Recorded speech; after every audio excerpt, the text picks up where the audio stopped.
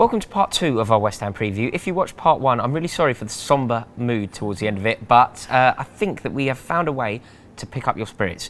We've put our heads together and we've picked a really good team. Sophia, this team that we've picked for this West Ham game, we've got a bit of freedom now because for the first time in ages, there's absolutely no jeopardy in the game. Yeah, pressure's off, not a lot to play for.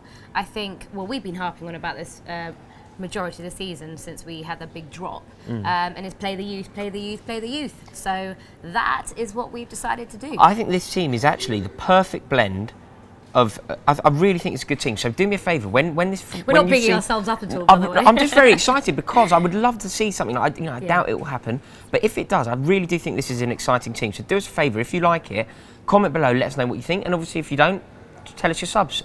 I suppose we should make a start. Very briefly, Thibaut Courtois maintains his place in goal. There's suggestions that somebody else could play, but I don't really see the point. I think Thibaut Courtois is our number one. He's so young. He's a brilliant keeper.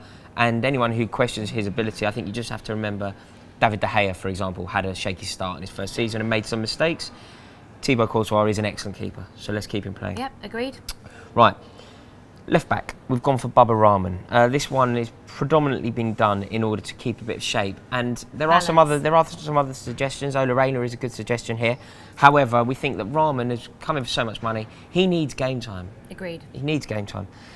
So we'll move slightly further across. We welcome back the hero that is John Terry. Our legend, our captain, our leader. Yeah, he got a brief glimmer of first team football again against Everton. 700th game. 700, yeah. It's a shame it was in such awful circumstances. He got a stamp in the face as well to go to boot, just showing his commitment. But it'll be nice to have him back playing because I think a lot of the performances that have happened of late wouldn't have happened if he were around. Agreed. Listen, I think we and a majority of Chelsea fans, I'm sure there are a few who may want to disagree with us, but vast majority will agree he is probably still our best defender. By a mile. First name you'd arguably put down on the team sheet from what he brings on the field and off the field. And for me, he's probably really the only player that still has that fighting spirit, who would go to war for us and would lay his life down on the line for us. You could really pick many other players on that team sheet that would do that. No, right now. probably about 4. Although not in this team. In this team, there's a lot more. But I think you definitely make really valid points there. We've partnered Terry with Ivanovic. We think that Clark-Salter will get a chance, but this is too much of a big game, and we really do need to win this game. We have a massive rivalry with West Ham.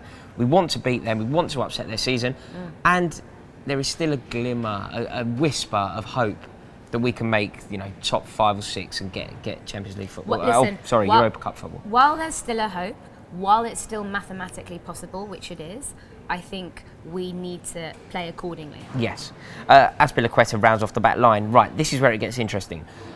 Holding midfield, we've gone for John Obi Mikel, and the reason we played him is because he has the experience. He's a master of that position. He knows exactly how to play in front of the back four, and we've played him alongside Ruben Loftus-Cheek. Yeah, we've partnered up youth and experience.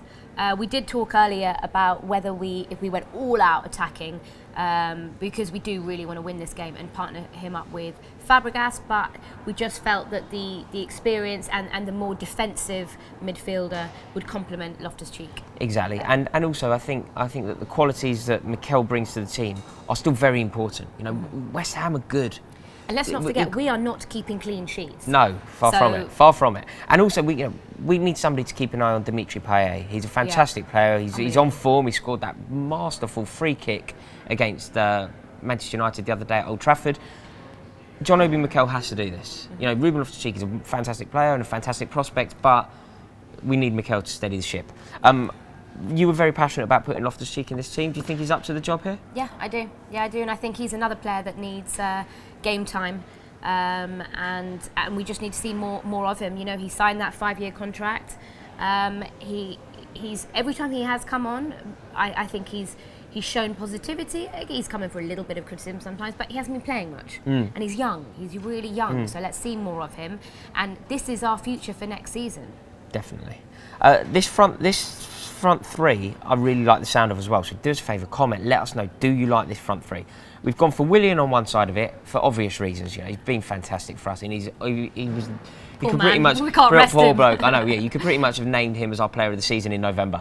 Yeah, we're thinking maybe a private ceremony, just giving him his player of the year award. Exactly. Yeah, he should be the only one who does his lap of honour at the end of the season. But then alongside him will be Fabregas, and alongside him will be Kennedy. So the three behind the front man goes Kennedy, Fabregas, Willian. Yeah, and let us know your thoughts. Comment below and let us know, because obviously Kennedy has been started a few times, obviously at the back, left back, and do you think, you have to play him in his rightful position, Exactly. don't you? I think he did a very good job for us. I think he played quite well against Do you PSG, great prefer against him Norwich, further but forward? he needs to be. Yeah, For me, I agree. He's further wasted forward. at the back as well. When you have a player with his drive and his determination and his sight and his vision, you need to play him in that position. You need to let him explore. Beating players on the outside and whipping it in.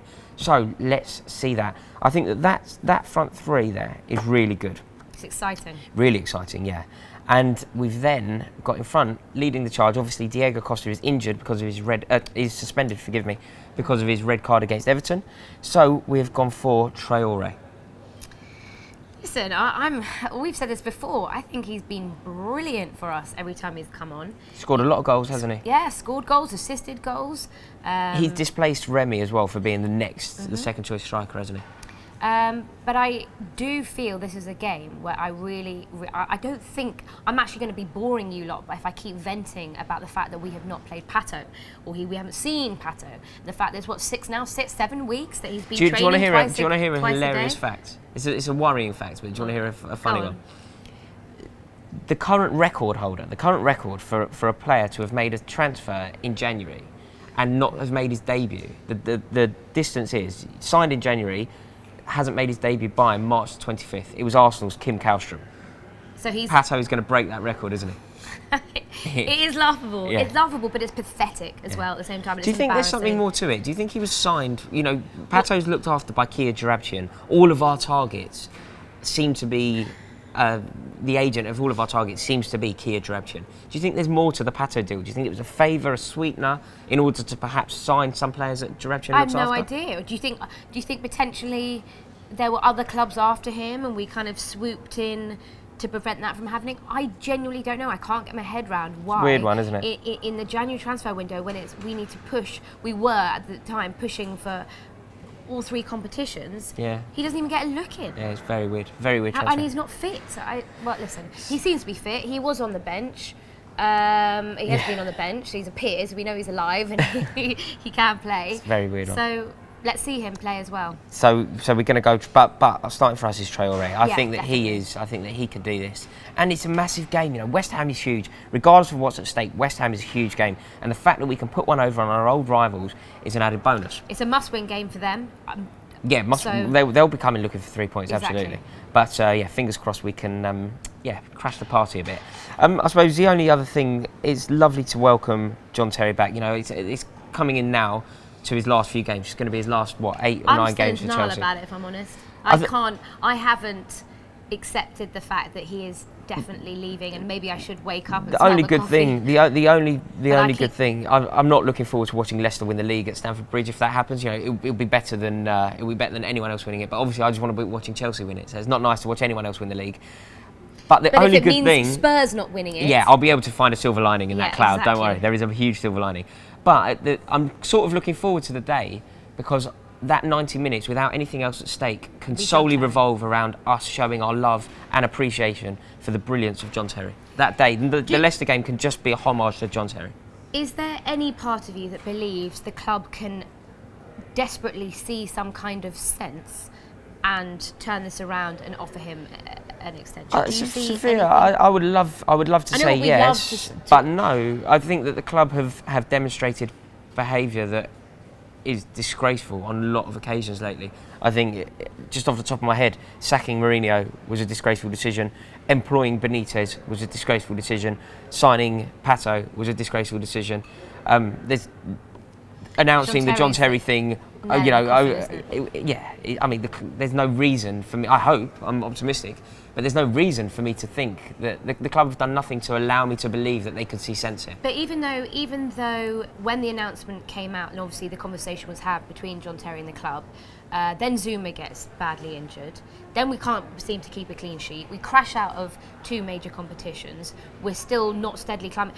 It's clearly showed what. When you say it like that, it's so bad. I'm so sorry. Yeah. But he clearly shows. It clearly shows how pivotal he is as a player still, how important he is. So can the club forget the other, just purely for football reasons, forget all the sensitivity of, he's our I agree. Even if you take emotion out of it, it's still the correct decision. That's what I can't But understand. no, is my bottom line here. I can't see it happening.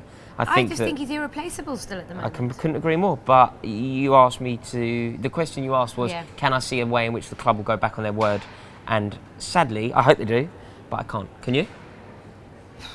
I'm all about positivity. I'm hoping and praying, and I know I'm going to live in denial. I'm hoping and praying that there will be some big showdown talks when they see what a travesty this season has been and how much we still need him come next season. You know, Conte may come in and go, hold on a second, these fans are very disgruntled and upset. What's the way I could do? That is a hope. I'm thinking that Conte kind of get the fans on my side. They've been through hell and back this season. If he comes in and says, hold on a second, John Terry, I want to be my first signing. And Conte has an appreciation of older players. Exactly. He worked well with Pirlo and stuff like that. That's so fingers my crossed. Hope. Fingers crossed. That's my hope anyway. But that's. Sorry for the tangent, but I think that you'll all agree it's very interesting. Comment below, let us know, do you like this team? And what do you think? Can you see a way in which, I don't know why we're talking about John Terry in this preview, but it's always very topical and always very interesting. He's back, we've had our words on it, but do you see a way in which he could be a Chelsea player this time next season? Comment you blues. Welcome to the Chelsea Fans Channel. It's time to preview our huge clash against West Ham. I'm joined by Sophia Di Stefano